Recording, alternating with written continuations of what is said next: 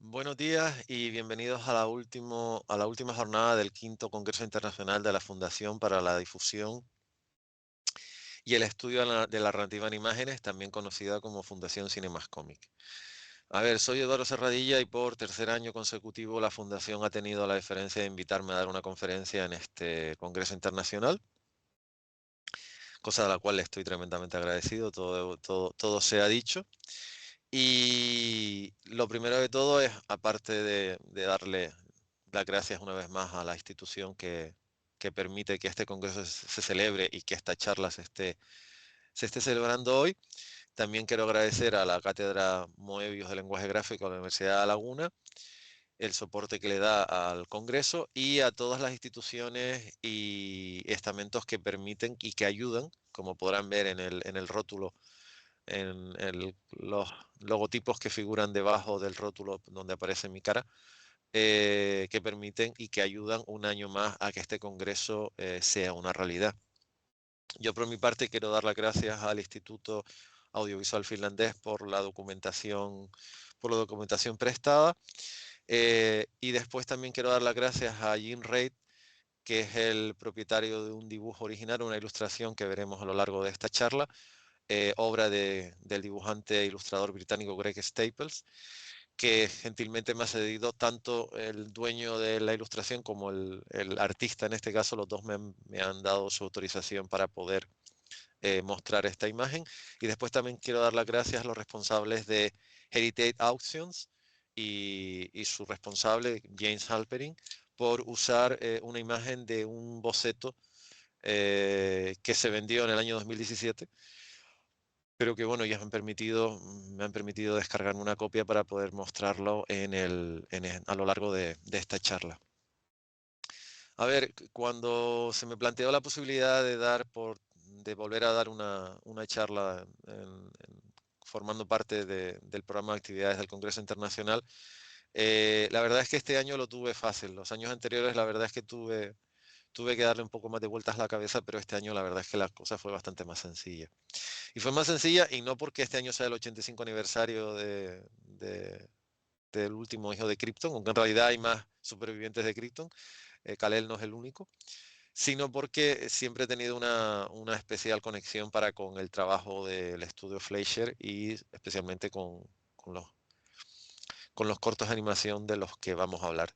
De todas maneras, voy a darme un salto temporal, irme al año 2014, perdón, al año 2004, no tan cerca.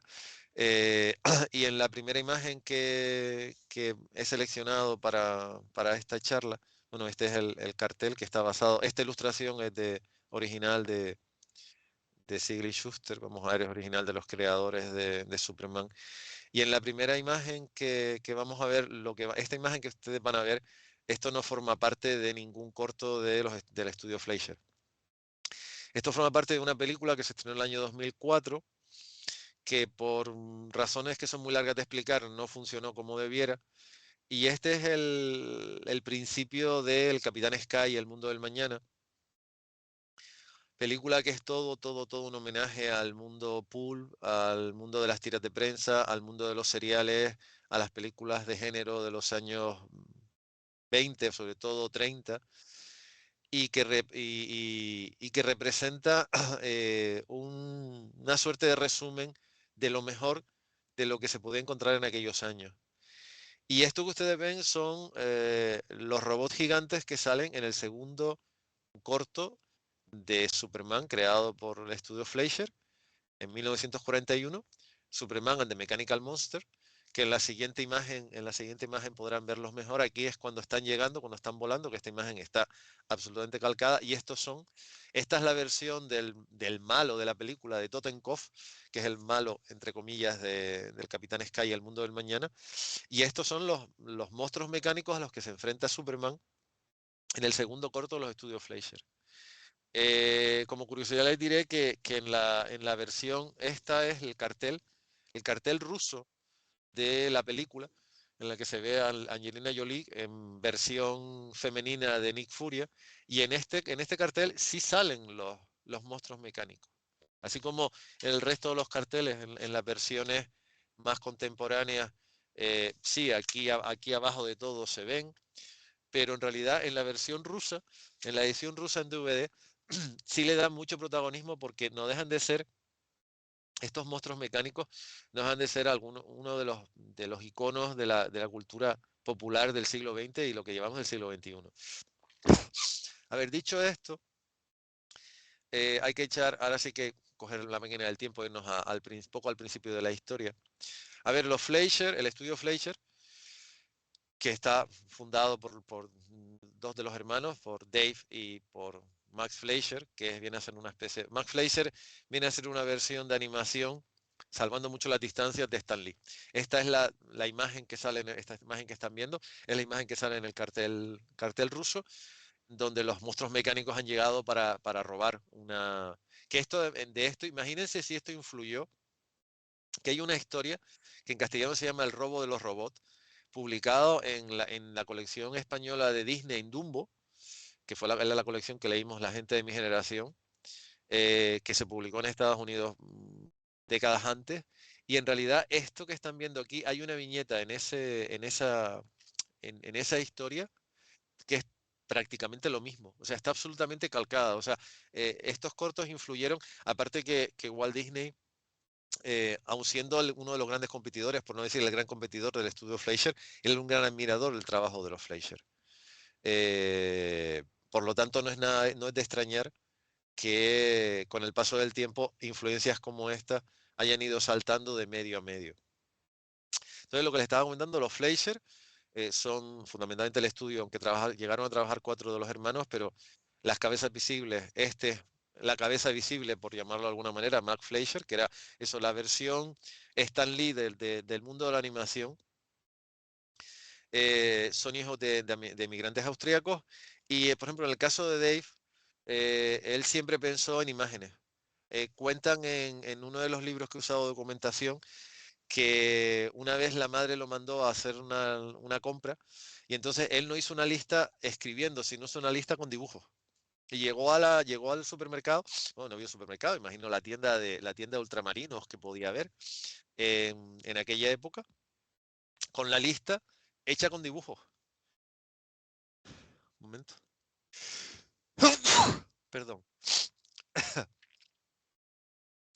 Y digamos que ya de primera dada se veía las inclinaciones. Lo que pasa que, bueno, que les costó, empezaron a trabajar en distintas cosas dentro digamos que del mundo del cine, pero les costó llegar hasta la década de los años 10 del pasado siglo XX, que fue cuando los Fleischer empezaron a trabajar.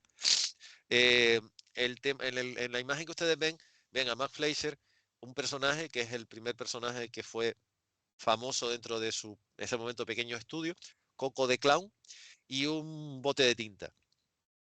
Lo del bote de tinta viene porque los primeros cortos de animación de los Fleischer se llamaban eh, Fuera del bote de tinta, como lo ven, ink es tinta en inglés. Y entonces los cortos empezaban cuando Max Fleischer mojaba la pluma en la tinta y a partir de ahí salía el personaje de Coco, que es este personaje que ven aquí. Y este personaje es muy importante, no solo porque es un poco el principio fundacional de los estudios Fleischer, sino porque Max Fleischer era una persona que si no se dedicaba a la animación se hubiese dedicado, hubiese sido un ingeniero, porque a él el mundo de la mecánica le encantaba. Que en ese aspecto eso lo emparenta de cierta manera con Walt Disney. A Walt Disney le encantaban todos los avances mecánicos. Futurescope, que es uno de los parques temáticos primeros de Disneylandia, de la Disneyland original, está montado porque a Disney todo lo que fuera un adelanto tecnológico nuevo le encantaba. Y a Max Fleischer le encantaba, y más le encantaba inventar cosas. Y el caso es que, dado que la animación era tremendamente lenta, hoy día sigue siendo lenta, lo que pasa es que las herramientas han cambiado, pero bueno, en aquella época era tremendamente lenta porque para animar ya saben que hay que hacer la misma imagen y según se vaya moviendo, pues tienes que hacer una, dos, tres, cuatro, cinco hasta que al final se mueve. Y todo lo que se le ocurrió al señor Fleischer fue inventar esta máquina que ustedes ven aquí, que se llama la rotoscopia. La rotoscopia no deja de ser una especie de lente de aumento de una película. O sea, el cine ya existía Y lo que se le ocurrió a Max Fleischer fue, vamos a rodar una persona, una persona de verdad, los movimientos de una persona y después la película resultante la vamos a proyectar en esta máquina. O sea, que el sistema era tan simple como que la película se proyectaba y entonces, como era fotograma a fotograma, y cada fotograma se proyectaba sobre un cristal, sobre el cristal se ponía una hoja y entonces el dibujante lo calcaba. Que al principio el modelo era Dave Fleischer, vestido de coco, y entonces así se conseguía entre otras muchas cosas. A pesar de todo este avance tecnológico que usó, por supuesto, usó Disney para hacer, por ejemplo, Blancanieves, eh, aún así hacer un corto les costaba entre 3 y 4 meses de trabajo, en el mejor escenario posible. Pero la rotoscopia es un gran invento porque además es muy simple. De hecho, la rotoscopia se sigue usando, perdón, sin ir más lejos, por poner un ejemplo, ya 50 años después se usó en heavy metal para el corto de Tarna, que es lo mejor, uno de los mejor que tiene esa película. O sea, la rotoscopia es un sistema que te permite eso, capturar imagen real y tú después, eh, digamos que, transmutarlo al formato animado. Esto no significa que no tengas que hacer el resto. O sea, lo que tú haces es basarte en unos movimientos reales para después, partiendo de esa base, hacer todo el resto, que tienes que hacer los fondos, tienes que hacer un montón de cosas más. O sea, no haces esto. En el caso al principio de los Fleischer eran eh, cortos de animación muy simples. Y entonces en realidad la rotoscopia les daba el pie. Pero aún así, en el caso de los cortos originales del estudio, primero salía Max Fleischer haciendo algo en imagen real y después todo eso se transmitía, todo eso se trasladaba digamos que a una hoja de papel donde Coco aparecía y Coco cambiaba, Coco se transmutaba, haciendo un montón de cosas. No es como se le llegó a decir, no, es que esto era tramposo. No, la rotoscopia era una herramienta, como utilizar fotografías de referencia para poder hacer cosas. O sea, eso no es como se le ha llegado a acusar. No, es que esta gente lo que hizo fue hacer trampa. No, lo que hizo fue buscar un sistema para poder hacer las cosas mejor y sobre todo más rápido. El caso es que en los cortos con este invento y la propia capacidad inventiva de los hermanos Fleischer, Coco de Clown se convirtió en todo un evento. O sea, de hecho, cuando se empezó a proyectar, fíjense que todo esto es pre-sonido, o sea, había un sonido. Esto es el estudio, esto que ven aquí ya es el estudio del personaje, es una evolución del personaje cuando el personaje empezó a tener voz o un sistema donde había una música pregrabada de antemano y se trataba de sincronizar los movimientos de la boca con la música que sonaba, o a partir del año 27, que fue cuando empieza el cine sonoro con El cantor de jazz de Al Johnson, que El cantor de jazz es una película muda que tiene un trocito sonoro, pero bueno, a partir de ahí fue cuando se abrió la puerta. Otro de los elementos que definen a los Fleischer es que ellos desde el principio creyeron que el futuro del cine iba a ser no iba a ser mudo, iba a ser sonoro. Por lo tanto, empezaron ya a pensar en hacer cosas partiendo del supuesto de que el cine iba a tener sonido. Y Coco, al principio son ruidos, pero después ya empiezan a tener otro tipo de consideraciones. Y este es el estudio del personaje cuando ya se estaba trabajando en que el personaje tuviese sonido, que ven que, bueno, del primero a este se la ha estilizado más. Esto es un estudio de personajes que se sigue haciendo hoy día. Y se siguen haciendo, a pesar de que vivimos en la época de la informática, se siguen haciendo, digamos que a mano, sobre una tableta, pero se siguen haciendo a mano. O sea, no se piensa que hay una máquina que todo lo hace todo. Bueno, a partir de ahí, a partir del éxito brutal que tuvieron, eh, un día se les ocurrió incluir, esta no es la primera versión de Betty Boop. Esta es la versión ya reconocida por todos, pero en uno de los muchos cortos de Coco de Clown, surgió este personaje, que no deja de ser una suerte de pin-up de la época, pero con bastante sex appeal. Piensen que este personajito tan emblemático es pre-code, pre-código hate en cuanto a la censura. Hay cosas que tuvieron después que censurar, pero Betty Boop debutó en Coco de Clown. Y Betty Boop se convirtió en un éxito porque además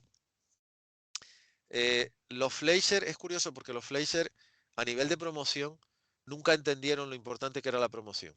Así como Disney desde el principio entendió que había que hacer una buena campaña de publicidad, había que hacer buenos pósters, había que hacer fotografías, había que llenar los cines en realidad y todo espacio libre para pronunciar las películas, los Fleischer no, los Fleischer, Day se preocupaba más de la parte artística y Mac Fleischer de los eventos, de las innovaciones tecnológicas. Esto no quiere decir que no hicieran un cartel, esto no quiere decir que no se preocupasen de su producto, pero Disney, igual que Edgar Ray Burroughs fue uno de los primeros autores que se preocupó de registrar todas sus creaciones y los descendientes de Edgar Ray Burroughs siguen viviendo gracias a Superman, John Carter de Marte y todo lo que creó este hombre, así como cuando sus contemporáneos la verdad es que ni lo hacían ni se preocupaban, por eso hay tantos personajes que se han quedado en el limbo o son de dominio público. Disney entendió desde el principio que tenía que preocuparse de vender su producto, porque Disney entendió, a pesar de ser la empresa, siendo una de las empresas que mejor ha entendido la importancia de la animación en la historia de la cultura contemporánea, que había que promocionar las cosas. Porque además había competencia, o sea, la competencia es real y una película de animación tiene que competir con otra película, da igual que sea acción real o que sea animación. Los Fleischer siempre pecaron un poco de no tomarse esa parte en serio, pero sí que es cierto que sus productos estaban muy bien hechos. Y Betty Boop es otro elemento. Y además Betty Boop te pone encima de la mesa una animación, o sea, lo puede ver un niño, pero Betty Boop es un personaje bastante adulto. Y de Betty Boop, y en Betty Boop fue cuando, después de hablar con el creador de un personaje al que yo le tengo tremendo cariño y que es responsable de que yo prácticamente coma espinacas todos los días del año, dentro de un cartoon, dentro de un corto de Betty Boop, debutó, aunque ya había debutado en formato gráfico, el personaje eh, de Daisy Seagar, Popeye el marino, aunque en realidad los Fleischer le dieron una seña, digamos que los Fleischer le terminaron de dar las señas de identidad a Popeye. A Popeye y sobre todo a sus secundarios, porque Brutus, que es el malo malísimo al que siempre se enfrenta Popeye, en la tira original no era, o sea, en el relato original gráfico no era uno de los personajes principales. Fueron los Fleischer los que lo potenciaron, porque es innegable que tenían, sobre todo los dos hermanos se encargaban de esta parte, porque todos los hermanos se dedicaban a la parte musical de la empresa. Tenían mucha visión, sabían muy bien lo que podía quedar bien, digamos, quedar bien en cámara o no, lo que podía darles rédito. Y el éxito de Popeye, que todavía sigue existiendo, eh, en gran parte se le deba a los hermanos Fleischer. Y Popeye que tuvo cortos y películas de animación, a ver, Doctores tiene la iglesia e interpretaciones también. Pero, por ejemplo, la película Robert Altman, protagonizada por Robin Williams, su debut cinematográfico, por decirlo claramente, que fue la versión en acción real de Popeye, bebe muchísimo de los hermanos Fleischer. Es tremendamente respetuosa con el personaje y es tremendamente respetuosa con la serie de animación, con la versión animada de Popeye. Y eso hay gente que le cuesta reconocerlo. Y es innegable que con los Fleischer la animación, con los Fleischer por un lado, había otros estudios y por supuesto con Walt Disney, la animación pasó de ser algo secundario o limitado a matinés de fines de semana para ya empezar a ocupar otro lugar. ¿Qué es lo que explica que tanto Disney por su lado como los Fleischer se metiesen a hacer largometrajes? Walt Disney empezó con uno de los mejores largometrajes de la historia, dependientemente de las consideraciones ideológicas que pueda llegar a tener, que es Blancanieves y los Siete Enanitos. Y los Fleischer se embarcaron con proyectos entre medias en hacer los viajes de Gulliver, aunque en realidad solo adaptan el principio del viaje de Gulliver a Lilliput. Eh, los viajes de Gulliver es una película realmente espectacular en cuanto a su planteamiento, pero quizá le falta la impronta que puede tener Blancanieves. Aún así es una película muy bien hecha, muy bien resuelta, digna de tenerla en cuenta. Lo que pasa que el problema es que eh, los Fleischer firmaron un acuerdo con Paramount, empresa que en ese momento no era sospechosa, era sospechosa de muchas cosas, pero no precisamente de hacer las cosas como se dice en inglés, by the book, o sea, según la regla. Ya yo lo he comentado muchas veces, o sea, el Hollywood que todos añoran, el Hollywood clásico está montado por gente que llegó a Hollywood para limpiar eh, su reputación, para lavar dinero y para hacer algo que en ese momento era rentable y si mañana lo era, se hubiesen buscado cualquier otra cosa. Y porque Hollywood, el Hollywoodland era muy económico, o sea, montar cualquier cosa allí salía mucho más barato que en cualquier parte. Y bueno, en aquel momento estabas muy lejos de Nueva York, muy lejos de Chicago. Y Paramount solucionaba sus problemas más con una cachiporra que sentándose a hablar. Palabras textuales de gente como de gente como Groucho Marx, por ejemplo.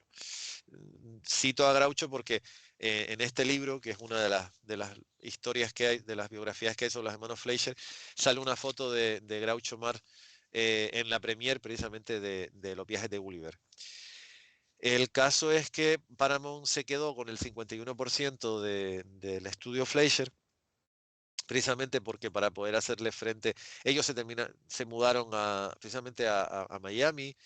eh, mm, el coste de los viajes de Gulliver fue muy grande, pero digamos que ese contrato con Paramount les acabó pasando factura. Y el caso es que cuando estaban en una situación bastante mal económicamente hablando, porque se había juntado que los viajes de Gulliver había costado mucho y tampoco había recaudado, pues fue una película que fue muy bien en comparación, pero había costado demasiado, se puso sobre la mesa el hacer los cortos de animación de Superman. A ver, el subtítulo sí, esto es lo que me cedieron en Heritage Auctions, que esto es un boceto de la cara del Superman animado de los estudios Fleischer. Les estaba comentando que el Congreso Internacional de este año es el trasvase del TVO a la plataforma.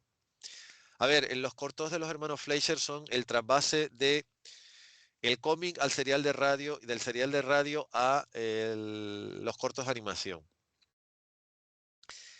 Superman nació en 1938. Bueno, nació antes, pero se publicó en 1938 en la Acción Comics número 1. Al año se estaba adaptando al serial radiofónico, año y medio aproximadamente. Y como estábamos en la época, era el momento de los seriales cinematográficos, se puso sobre la mesa. En estos momentos, el copyright del personaje no es como ahora, que es propiedad de Warner, porque bueno, es propiedad de National Periodic, que después fue DC Comic, y eso, National Periodic o DC Comic lo compró Warner Brothers en 1977, me parece, para hacer la película Superman, de hecho, la primera película de Christopher Reeve. En este momento era totalmente distinto. Superman era un personaje que se vendía. O sea, tú podías comprar los derechos. Y Republic es el estudio que más seriales cinematográficos hizo. Y se puso sobre la mesa el hacer un serial de Superman. Pero no se llegó a un acuerdo por motivos económicos. Y fue cuando Paramount apareció y negoció comprar los derechos de Superman, compró los derechos de Superman y se los llevó a los hermanos Fleischer. Estos en principio no estaban precisamente muy contentos con la idea. Así como, por ejemplo, en Max Fleischer siempre declaró que a él le encantaba Popeye, que era uno de sus personajes preferidos, o que le había gustado mucho el libro original en que se basa Los viajes de Gulliver, de Jonathan Swift. El caso particular de Superman era un personaje que digamos que también ellos nacieron a finales del siglo XIX, principios del siglo XX, ya Superman les pilla teniendo sus 40 años bien puestos. Pero el caso es que, como estaba en la situación en la que estaban, se propusieron jugar duro y le plantearon a Paramount decir, a ver, yo hago los cortos con una condición, que me pague $100,000 de la época, estamos hablando de 1940, por cada cortometraje de animación. Para que se hagan una idea, un cortometraje venía costando entre 20 y $25,000 de la época, y esta gente pidió 4 veces más. Las cifras bailan depende de la fuente que cojas, perdón, entre 90 o 100 mil dólares, pero aún así es un disparate de dinero. Cuando además se programaron en principio 12, después 15, después 17. Paramount dijo que sí, después lo negoció, pero al final el precio por corto fueron 50 mil dólares los primeros, fundamentalmente los que se encargaron, de los que se encargaron directamente los hermanos Fleischer, y los últimos 30 mil dólares, que no dejaba de ser, sobre todo los primeros, fueron carísimos. A ver, esto que van a ver ahora, esta imagen y la siguiente, esto es un desarrollo para que vean cómo se hacían las cosas en aquella época. Esto es original de los estudios Fleischer. A ver, desgraciadamente cuando Paramount se mudó, tiró toneladas de material a la basura. O a la basura o a contenedores que después fue gente a buscar las cosas. Todo es interpretable. Pero gran parte del material de los Fleischer se fue a la basura. Estas son de las cosas que se han sobrevivido. La imagen que vieron antes, ese boceto, y cosas como estas son de lo poquito que ha sobrevivido del trabajo de los Fleischer, del estudio. Y esto es esto es Superman, en este caso Clark Kent y Superman, el cuerpo, las caras, las expresiones, porque a ver, en Superman se nota mucho la rotoscopia, pero también es una serie, o sea, por decirlo, es una serie animada o una serie de cortometrajes donde se trabajó mucho la animación clásica. No es lo que la gente pueda llegar a pensar, o sea, los personajes clásicos, los personajes principales, Perry White, Clark Kent o Lois Lane, que son los que salen en casi todos los episodios, pues sí, en todos los episodios sí utilizan la rotoscopia, pero hay mucha animación clásica. Y esto que ustedes están viendo, pues es, digamos que lo que se usaba de referencia para después poder enfrentarse a hacer este tipo de cortometrajes. Eh, a ver, hay que, una vez ya que estamos metidos en el tema de los cortometrajes, y yo siento no haberme podido detener más en la parte de los Fleischer, porque en realidad es apasionante, pero también hay que tener en cuenta una cosa, en los 3 libros que yo he usado de referencia, se habla bastante poco de los cortos de Superman. Y los cortos de Superman son mucho más importantes de lo que la gente se pueda llegar a pensar, eh, sobre todo por lo que significaron después. O sea, ya he comentado, bueno, el caso de Superman y los de Mechanical Monster, que es posiblemente el más emblemático, pero su influencia va más allá de lo que de lo que uno pueda llegar a pensar. Tanto, tanto que, por ejemplo, la frase del principio, eh, que bueno, en castellano no, voy a tratar de traducirlo. eh, A ver, es una, o sea, al principio de los cortos sale lo de es un avión, es un pájaro, no es Superman. Eso es emblemático, eso ya se asocia al personaje de Superman. Y eso fue exactamente lo que se usó en la serie de los años 50, en la serie de acción real protagonizada por George Reeves. Que digan lo que digan, es una muy buena serie de televisión y además muy, muy respetuosa con el personaje de Superman, porque además Reeves le dio un sentido del humor que los cómics originales no tenían. Les recomiendo si tienen la oportunidad, porque se puede ver legalmente en internet, el capítulo en el que Superman se encuentra con Lucy, eh, que es posiblemente, aparte de uno de los capítulos de esa serie, es la mejor visión, o sea, es como un personaje tan icónico se ríe, o sea, se ríe de sí mismo, porque se ríe de sí mismo. Y además las risas de George Reeves por la situación, por estar con alguien tan grande como la actriz, como Lucy, como la actriz que se interpretaba a sí misma en esa serie, merece la pena.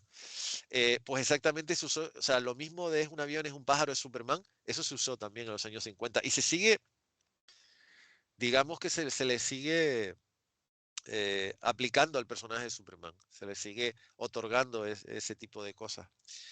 Pero es que después a ver, hay una leyenda urbana que es cierta y no es cierta. Me explico.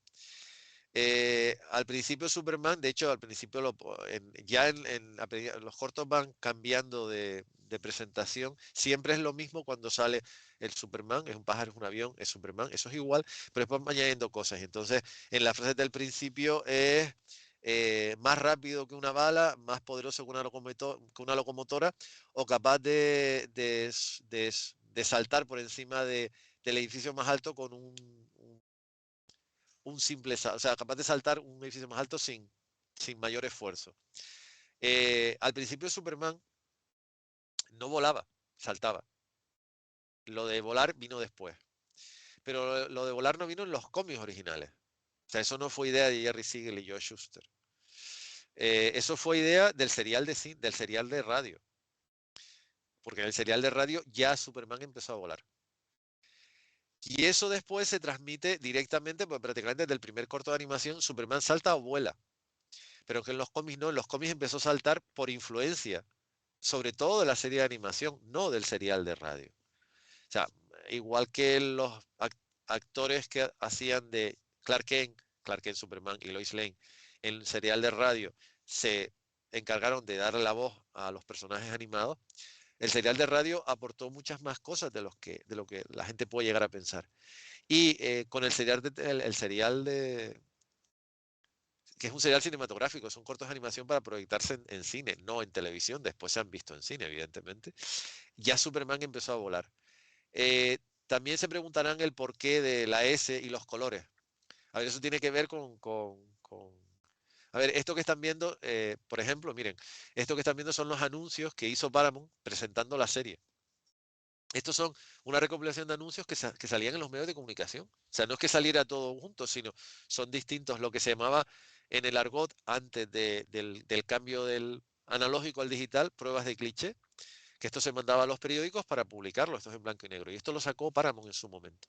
Y aquí se ve presentando. De hecho, en los primeros anuncios sale una imagen directamente del cómic.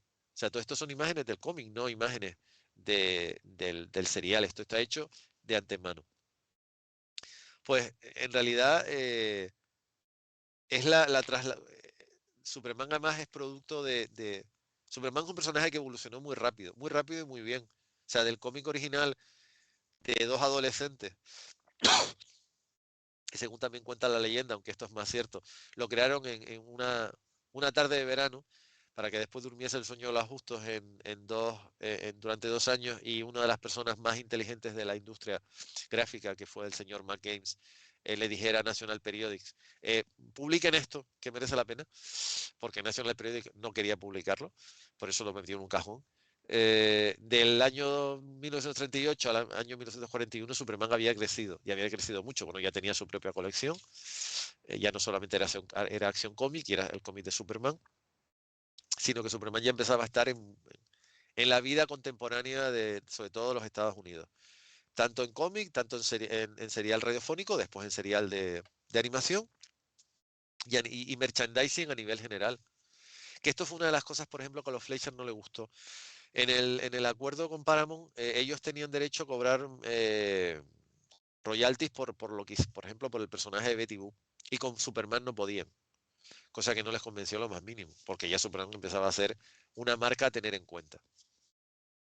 El caso es que cuando ellos aceptan hacer el personaje, hacer los cortos, Superman es una combinación de un guión bien planteado, a nivel de detalles es increíble, porque además sobre todo, lo iba a decir antes, se nota mucho el paso entre lo que hizo Fleischer Studios y Famous Studios. Famous Studios, cuando los hermanos, fundamentalmente Dave y Max, quedó claro que no podían estar juntos en la misma habitación. Que en esto, como todo, ha habido interpretaciones, leyendas, comentarios. Lo que es cierto, y para eso es bueno leerse, bueno, aquí ven Paramount, a Mac Fleischer Cartoon, Superman, pues esto después de un pájaro es un avión, después sale esto.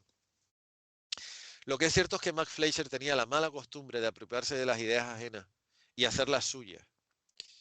Y digo la mala costumbre porque, a ver, las buenas ideas están para copiarlas, pero bueno, si estás trabajando con un equipo de personas, tienes que tener cierto tacto. Y Mac Fleischer, igual que no tuvo tacto cuando empezó a tener problemas con los sindicatos, pues no tenía tacto en ese tipo de cosas. Y después, Dave tenía otra mentalidad, era una mentalidad mucho más creativa, y llegó un momento en donde no se entendían. Y en vista del problema que había, Paramount tiró de recursos, tiró de que tenía el 51% de la empresa, tiró de que tenía muchísimo más dinero, quitó a los Fleischer de circulación y creó Famous Studios. Dejando dos cortos de la época de Famous Studios que están pensados, son cortos ya inmersos en 1942, ya dentro de la Segunda Guerra Mundial. Uno es Superman contra los japoneses y otro Superman contra la quinta columna de los seguidores de la Alemania Nacional Socialista en Estados Unidos, el trabajo de Famous Studios es bastante inferior a lo que pudieron hacer los hermanos Fleischer. No significa que no merezcan ser considerados, pero hay una diferencia entre Superman y The Mechanical Monster y el último, Secret Agent, que es el último corto. Estos son digamos que las cartelas de presentación de Superman en The Mechanical Monster. Superman, esta es la cartela. En la siguiente se ve, fíjate, por acuerdo con Action Comics y Superman, y pone aquí sí, Superman creado por Jerome Siegel y Joe Shuster. Digo aquí sí porque misteriosamente al poco tiempo Siegel y Shuster desaparecieron de la ecuación. Y no aparecieron hasta que en los años 70 Neil Adams se enteró, Neil Adams como presidente de la Asociación de Ilustradores de los Estados Unidos se enteró de los problemas económicos que estaban pasando los dos creadores y entonces fue cuando el famoso ultimátum, que eso no es una leyenda urbana, porque tengo personas que me lo han certificado porque estuvieron allí, que le dijo directamente a DC, ustedes tienen una opción, o le reconocen los derechos a Siegel y Shuster, le dan una pensión y solucionan lo que ustedes mismos han empezado, o aquí no les va a dibujar, yo no les voy a dibujar una línea, y me parece que mis compañeros tampoco, y en ese momento mejor dibujante que Neil Adams no había, y con tanta influencia como él, desde luego que no. Pero ya en los años 40, esto es de 1941, Superman ponía que está, además pone comic strip, porque en este momento no existía el concepto de comic book. O sea, strip es tira de prensa y en realidad se tenía la mentalidad de que los cómics eran recopilaciones como los Famous Funny, que eran los primeros cómics son recopilaciones y tiras de prensa. Pues aquí te pone comic strip, no comic book. Ni por supuesto lo de graphic novel es muy posterior a la historia. Y después en la última cartela de presentación pone dirigida por Dave Fleischer, que de hecho el animador principal decía que Dave Fleischer era la persona que coordinaba, que realmente él no animaba. Piensen que esto sí lo voy a enseñar, no lo escaneé porque me parecía, porque también, no sé, creo que también es importante, sobre todo porque estamos en un congreso internacional. Eh, Esto que ustedes ven aquí es el plantel de gente que trabajaba en los estudios Fleischer en el año 30-31. Y sorpréndanse, las dos últimas líneas son mujeres.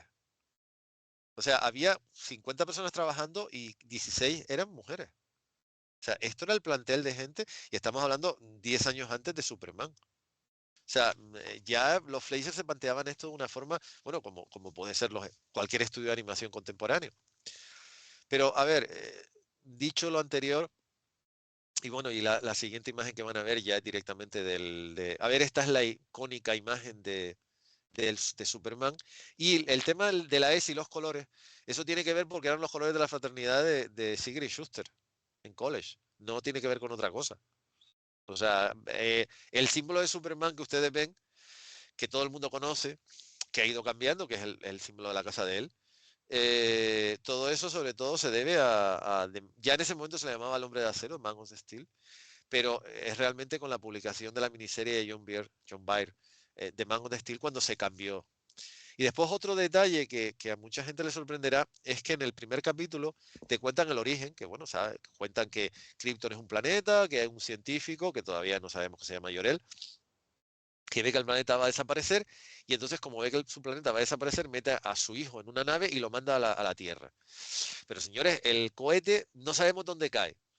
Después está la pelea entre si cayó en Kansas o en Smallville, pero perdón, o en Kansas o en Nueva Jersey, pero no voy a entrar en consideraciones por si alguien de Nueva Jersey está yendo esto y no le parece bien que yo siga pensando que Superman cayó en Kansas, en este caso en Smallville.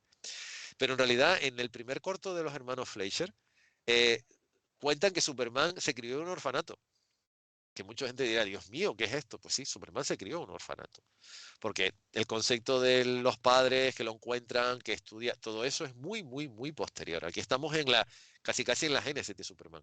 Se han pasado 2 años y pues Superman se publica a mediados del año 38 y estos son cortos, y además esto está hecho ya en los años 40, o sea, el corto se estrenó en el 41, pero el guión y todo está hecho en los años 40. Había pasado malamente año y medio, 2 años desde que el cómic original salió a la calle.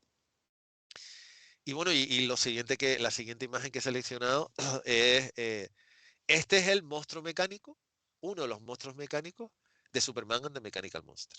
A ver, hay muchas historias, o sea, eh, los 8 primeros cortos que son los que hacen, los 9 primeros cortos que son los que hacen los Fleischer,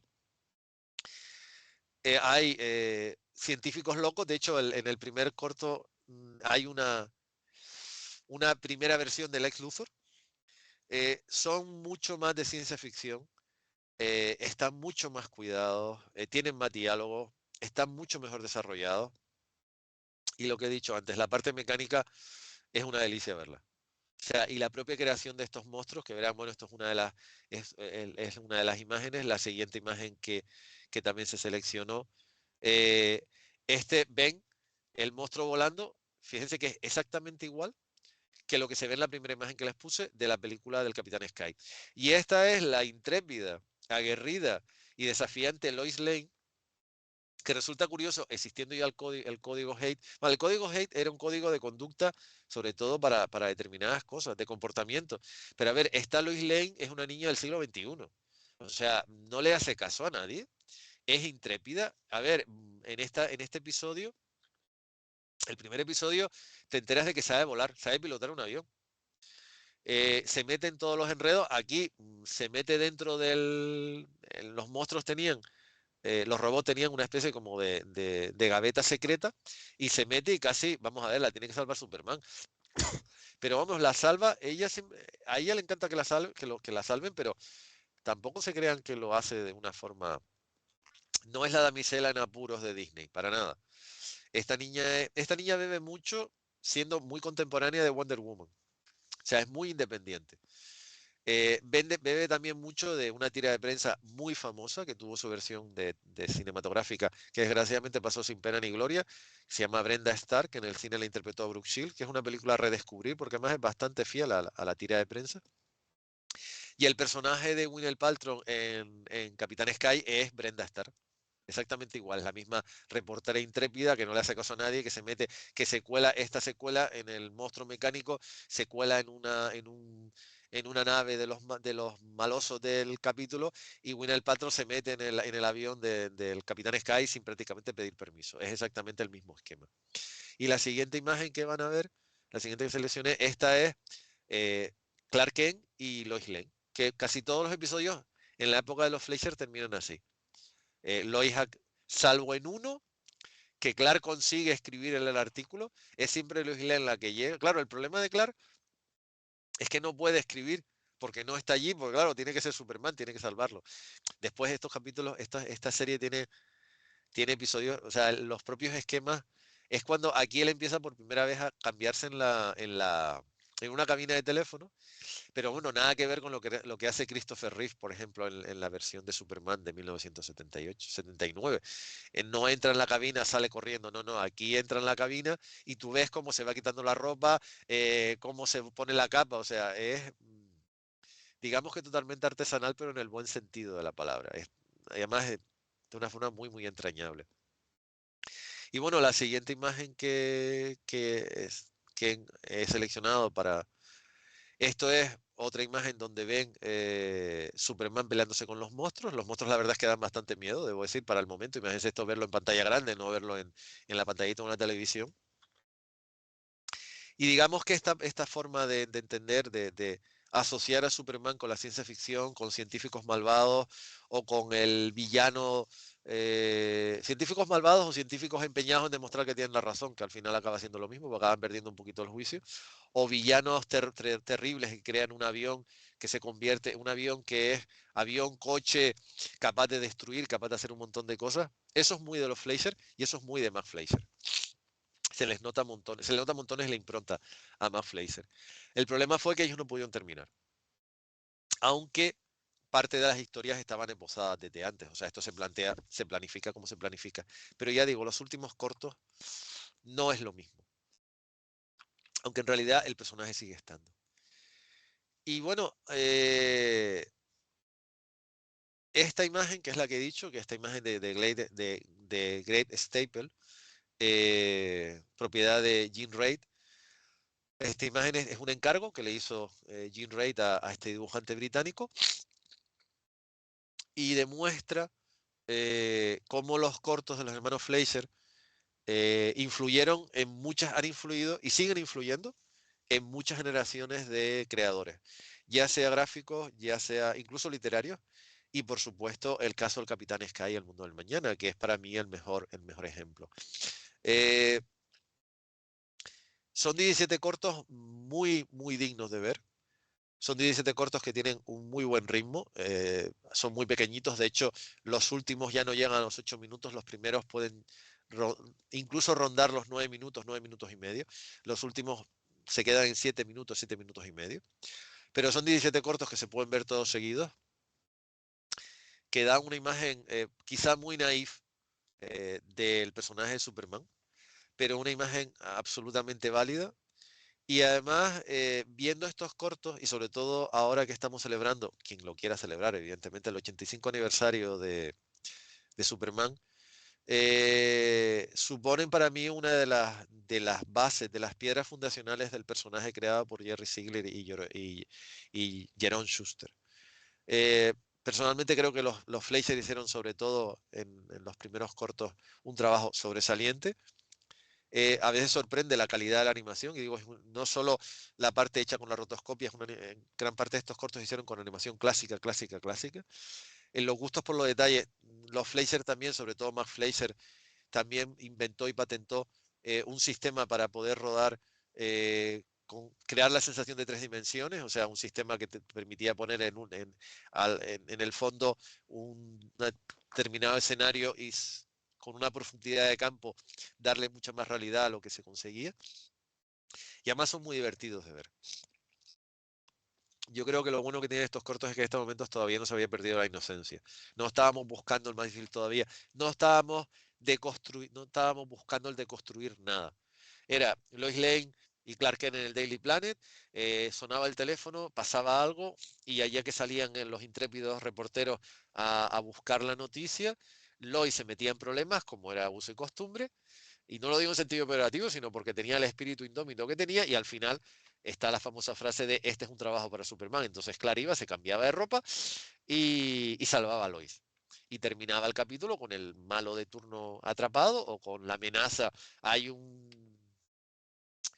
dinosaurio traído de los polos que recuerda poderosamente a Godzilla 15 años después, 15 años antes, o sea, es Godzilla 15 años antes. De hecho, hay cosas que están copiadas. Vamos a ver. Hay un gorila gigante que recuerda muchísimo a King Kong, evidentemente. King Kong es del año 33 y esto está hecho en el año 41. Pero sobre todo eso, no han perdido la inocencia. Y son la mejor, para mí son muy buen ejemplo de cómo se puede trasvasar una historia gráfica primero a la radio, después al formato animado, después se hizo el serial cinematográfico, que es bastante, bastante deficiente en comparación, y después ya la serie de televisión y las películas ya en los años 70, 80 y hasta el día de hoy con las películas de el universo DC y con la nueva película que dicen que se va a poner en funcionamiento para el año 2025, que bueno, tal y como está DC y la empresa que la posee, no sabemos si al final dan Superman o no, pero bueno, vamos a dejarlo ahí.